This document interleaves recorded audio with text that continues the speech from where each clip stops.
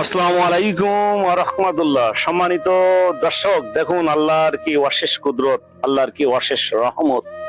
তিনি দুই সাগরকে একসাথে করেছেন, পাশাপাশি অবস্থান করিয়েছেন, কিন্তু কোন সাগরের পানি কোন একে অপরের সঙ্গে মিশে যায় না। জাপানের একদম সায়েন্টিস্ট অনেকবার চেষ্টা করেছেন, বিভিন্ন কেমিক্যাল দিয়ে চেষ্টা করেছেন এবং তার ল্যাবে যেয়ে পরীক্ষা করেছেন, কিন্তু ওই পানি একে অপরের সাথে মিশে না।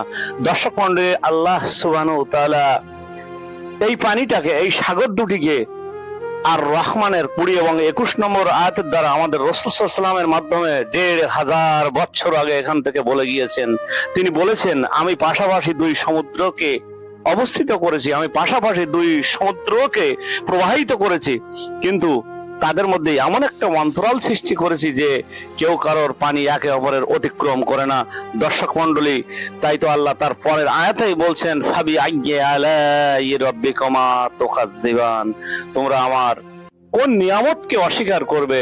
সম্মানিত দর্শক, এই জন্য আমরা সবসময় আল্লাহর শুকরিয়া আদায় করি এবং আল্লাহর নিয়ামতের প্রতি আমরা প্রশংসা করি। আসসালামু আলাইকুম ওয়া রাহমাতুল্লাহ।